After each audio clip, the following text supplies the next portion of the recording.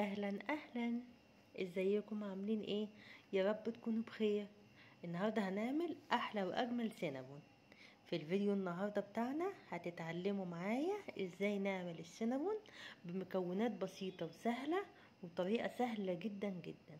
لو لسه مش بتعرفي تعمليه هتعرفي تعمليه في البيت النهارده بطريقه بسيطه جدا، وهعلمك ازاي تعملي الصوص بتاع السينابون الرهيب، وتعملي ازاي اللبن المحلى المكثف وتحوليه للصوص بتاع السينابون الرهيب ده كله بخطوات سهلة وبسيطة.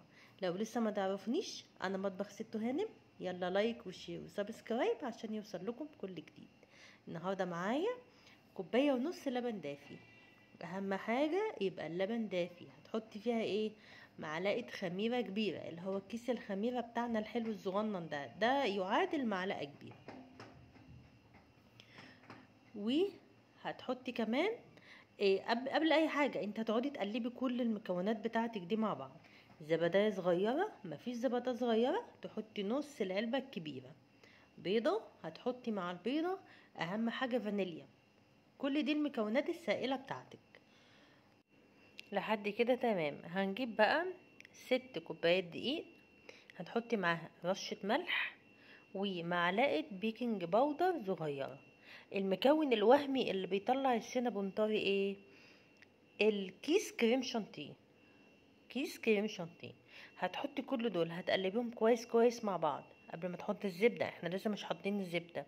هتحطي بقى المكونات السائله بتاعتك مع البودر بقى اللي هي الخليط الجاف بتاعنا.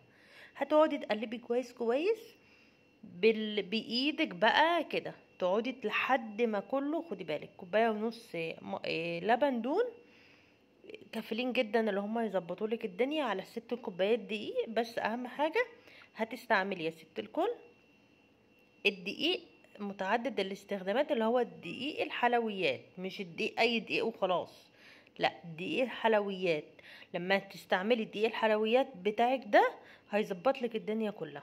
دقيق الحلويات هو مخصوص للحلويات عشان ما تكلفيش والحاجه تطلع منك مش حلوه. كده تمام تمام. هنقعد نعجن العجينه كويس. والله ما احتاجت مني حتى نقطة لبن كمان او كده. احنا مش بنعجن بمية، احنا هنعجن بلبن. هنعجن بلبن تمام. هتحطي بقى معانا نص كوباية زبدة. هنخلط كويس كله بقى. اهم حاجة في الموضوع ده كله اللي انت تعجني العجينة كويس. بتاخد العجينة تلت ساعة، ولو عندك عجان يبقى الحمد لله وفرت مجهودك والله. بس كده هتعجنيها كويس قوي جامد، يعني هتقعدي تعجنيها حلو حلو. طبعا احنا الجو حر فهي مش بتاخد توقيت لايه للتخمين. هتحطيها بعد ما انت شايفينها والله مظبوطه. قسما بالله طلع مظبوطه تحفه، ولا اللي هي بقى إيه، لا ده هي ناقصه حاجه، لا بجد المقادير مظبوطة 100%، وعلى ضمانتي بجد جربوها. طبعا طلع فظيعة. انا قعدت اعجنها كويس كويس. اهم حاجة تدي للعجين حقها في العجن، وهتسيبيها تخمر براحتها خالص. وبعدين الباقي بتاع الزبدة بتاعتك هتحطيه على الوش. هنعمل بقى دلوقتي ايه؟ هنعمل اللبن المحلى المكثف وهنحوله للصوص بتاع السينابون. هنحط كوباية سكر، نص كوباية مية مغلية. ما عندكش هاند بلندر بتحطي في الخلاط. هتخلطي السكر مع المية كويس جدا. وانا حطيت زبدة مكعبين، عايزة تستغني عن الزبدة مفيش مشكلة. وهحط باكت فانيليا. بعدين بقى هنزل بكوباية اللبن البودر كلها حبة حبة، حتى كده لو انت عايزة بالتدريج او تحطيها كلها مفيش مشكلة. كده اول حاجة، اول خطوة انا عملت اللبن المحلى المكثف. سمك فظيع بجد، كان سمكه حلو جدا. لو انت مش هتعملي اللي هو لو انت عايزة تستعملي اللبن المحلى المكثف في حلويات تانية. كده احنا اول حاجة عملناه اللبن المحلى المكثف. هنحول بقى اللبن المحلى المكثف ده الجميل. هنعمل ايه للصوص بتاع السينابون؟ هنحط فيه جبنة كريمي. اي جبنه مثلثات عندك شغاله، كيري، لافاش كيري، بريزيتون، اي حاجه مفيش مشكله من الموضوع ده. مفيش هاند بلندر بتحطي كله في الخلاط وفي ثواني. طريقتي النهارده اقسم بالله انا هقولك، يعني انا بعلمك ازاي تعملي طريقه السينابون في البيت، وهتطلع احلى من الجاهزه بجد والله. بس في خطوات، الصوص بتاع السينابون لازم يبقى مظبوط. الصوص بتاع السينابون ده لو ما اتظبطش مش هيطلع منك السينابون حلو، لان هو اساسي الصوص ده. شوفوا انا عملته طالع حلو ازاي. طبعا هو لما هيتحط في التلاجة بيجمد شويه كمان، مش بيبقى قوامه كده. انتوا شفتوه اول الفيديو، هتشوفوه دلوقتي كمان اخر الفيديو. القوام بتاعه بيبقى ماسك بقى شويه. إيه عشان تحطيه اول ما يطلع من الفرن شويه كده، سيبي السينابون يهدى وقومي ايه حاطاه عليه. الاستاذه بتاعتنا بقى النهارده هي خمرت خالص اهي. اهم حاجه هتفرديها بالنشابه، ده اهم حاجه.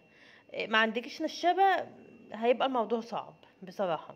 بتحمليها مستطيله كده، وبتفرديه العجين بتاعك اقصى حاجه انت شايفاها، اقصى حاجه.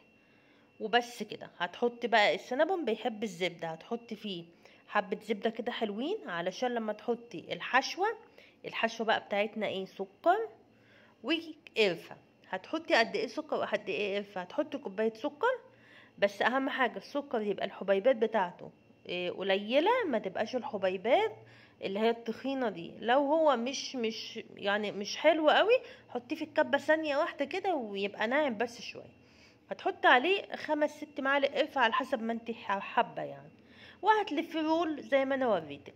تقطيعه بقى ازاي؟ هتجيبي الخيط، بس خيط سميك شوية، وهتبتدي تقطعيه بمقاسات متساوية زي ما انا وريتك كده، وهتحطيه وهتضغطي عليه ضغطة واحدة في الصينية. هتدهني الصينية بتاعتك زبدة، وهتسيبيه. هتولعي الفرن بتاعك على درجة حرارة عالية جدا، وهتشغلي الفرن وتسيبيه. هو ما بياخدش يعني 10 دقايق ربع ساعة معاكي في الفرن، يعني مش بيكمل يعني. طالع شكله رهيب. هو اتحمر من تحت ومن فوق زي ما انتوا شايفين. العجينة طرية جدا هشة، يعني والله ما فيها كلام يعني. ما ت- ما ت- ما اخدش لون من فوق. ولعي الشوايه بتاعتك فوق الفرن فوق، واسيبيه شويه ياخد لون شويه. طبعا انتوا شايفين القوام. عايزه تعملي الشوكولاته في البيت، انا جبتها جاهزه بسهل كنت على نفسي. هنعمل مره الشوكولاته مع بعض في البيت ان شاء الله. وابتديت بعد ما هو السينابون هدا كده شويه. انا بحب احطه الصوص ده عشان وهو ما يبقاش بارد. لا، بحب العجين على طول يشربه، بيعمله طعم فظيع بجد.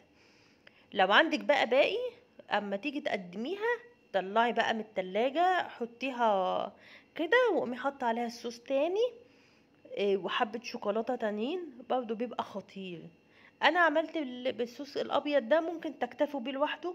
انا زودت شوكولاتة شوية، يعني انا في الاخر حطيت حبة شوكولاتة كده على الوش. عندك كراميل حطي، مفيش اي مشكلة. طريقته سهلة وبسيطة. لو اي حد ما بيعرفش يعمله في البيت، دي الطريقة السهلة، يعني طريقته سهلة جدا. وبس كده. يا رب يكون الفيديو عجبكم وطريقتي عجبتكم. ولو عجبكم الفيديو وعجبتكم طريقتي، لايك وشير وسبسكرايب عشان يوصل لكم كل جديد مع مطبخ ست هانم. يلا يا حلوين، مع السلامة.